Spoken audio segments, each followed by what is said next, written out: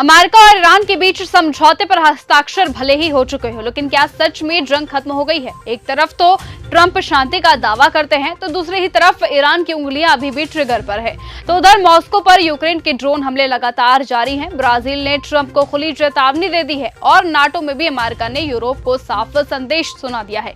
तो चलिए शुरू करते हैं दुनिया भर की 10 बड़ी खबरें सिर्फ एक क्लिक में। नमस्कार, आप देख रहे हैं न्यूज गंगा और मैं हूं आपके साथ निशा भारद्वाज। मॉस्को की तेल रिफाइनरी पर एक हफ्ते में दूसरा हमला। यूक्रेन ने एक सप्ताह में दूसरी बार मॉस्को की तेल रिफाइनरी पर ड्रोन हमला किया है। वहीं रूस ने 555 यूक्रेनी ड्रोन मार गिराने का दावा किया है। इसी के साथ ही राष्ट्रपति ज़ेलेंस्की ने भी कहा कि अब जंग खत्म करने का समय आ गया है। अमेरिका ईरान के समझौते पर इजराइल की नजर। ईरान ने अमेरिका के साथ जारी अविश्वास के बीच कहा कि उसकी उंगली अभी भी ट्रिगर पर है, यानी कि वो किसी भी स्थिति के लिए पूरी तरह से तैयार है। तो वहीं ईरानी संसद के अध्यक्ष और मुख्य वार्ताकार मोहम्मद बागेर गालिबाफ ने कहा कि मेरा अमेरिका पर सबसे ज्यादा अविश्वास और संदेह है। हॉर्मुज में जहाजों को वीआईपी पास देगा अमेरिका। डील पर साइन होने के बाद ईरान हॉर्मुज को पूरी तरह से खोलेगा। इसी बीच अमेरिका ने फारस की खाड़ी में फंसे जहाजों के लिए वीआईपी पास की व्यवस्था की है। ये पास उन जहाजों को दिए जाएंगे जो बदले में अमेरिका को पैसा देगा। वीआईपी पास लेने वाले जहाजों को आसानी से हॉर्मुज के बाहर निकाला जाएगा। अमेरिका और ब्राजील में फिर बढ़ी तनातनी। अमेरिका और ईरान के बीच समझौता हो गया है और इस समझौते के साथ ही साथ खाड़ी क्षेत्र में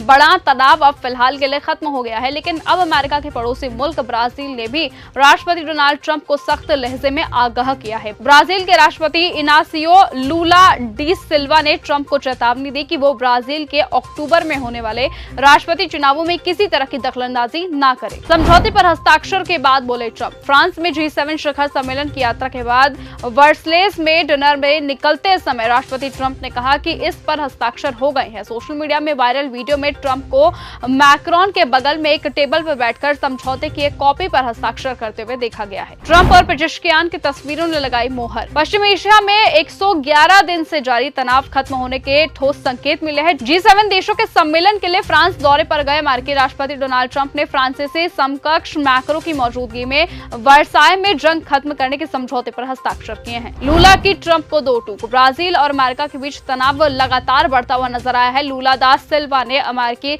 समकक्ष पर उनके देश के चुनावों में दखल न देने का पूरी तरह से आग्रह किया है। अमेरिका की ओर से टैरिफ प्रतिबंधों और ड्रग समूहों को आतंकवादी घोषित करने जैसे कदमों के बाद अब दोनों देशों के बीच तनाव एक बार फिर से दिखने लगा है। नाटो में यूएस की दो टूक। यूरोप की सुरक्षा और नाटो के भविष्य की भूमिका को लेकर अमेरिका ने बड़े संकेत दिए हैं। नाटो रक्षा मंत्रियों की बैठक के दौरान अमेरिकी रक्षा मंत्री पीट हेगसेथ ने यूरोपीय देशों को कड़ी चेतावनी देते हुए कहा कि अब उन्हें अपनी सुरक्षा की प्राथमिक जिम्मेदारी खुद लेनी होगी। उन्होंने अमेरिकी सैन्य बलों की यूरोप में तैनाती की 6 महीने की व्यापक समीक्षा का भी ऐलान किया है। अमेरिका ईरान की डील साइन होने के बावजूद भी फाइनल नहीं हुआ सौदा। अमेरिका और ईरान के बीच 4 महीने से चल रही जंग एक साइन के साथ ही खत्म हो गई है, लेकिन डील में मिलिट्री ऑपरेशन पूरी तरह से खत्म करने और ग्लोबल सप्लाई की लाइफलाइन स्ट्रेट ऑफ हॉर्मुज को तुरंत खोलने की बात शामिल है।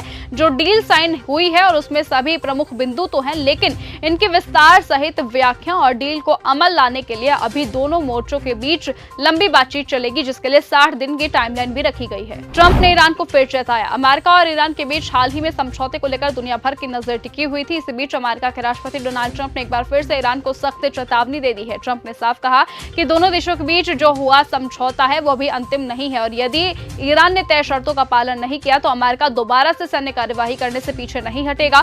ट्रंप के इस बयान ने अब ये संकेत दे दिए हैं कि दोनों देशों के बीच तनाव अभी पूरी तरह से खत्म नहीं हुआ है। तो ये थी दुनिया भर की 10 बड़ी खबरें, जहां एक तरफ अमेरिका ईरान समझौते के बाद शांति की उम्मीद जगी है, तो वहीं दूसरी तरफ रूस यूक्रेन युद्ध, ब्राजील अमेरिका तनाव और नाटो में बढ़ती खींचतान ये बताती है कि वैश्विक राजनीति अभी भी उथल पुथल के दौर से गुजर रही है। इन तमाम घटनाक्रमों पर हमारी लगातार नजर बनी रहेगी, इसलिए आप बने रहिए और देखते रहिए न्यूज गंगा। फिलहाल आज के इस बुलेटिन में सिर्फ इतना ही। कल फिर मुलाकात होगी आपसे सुबह 10 बजे। नमस्कार।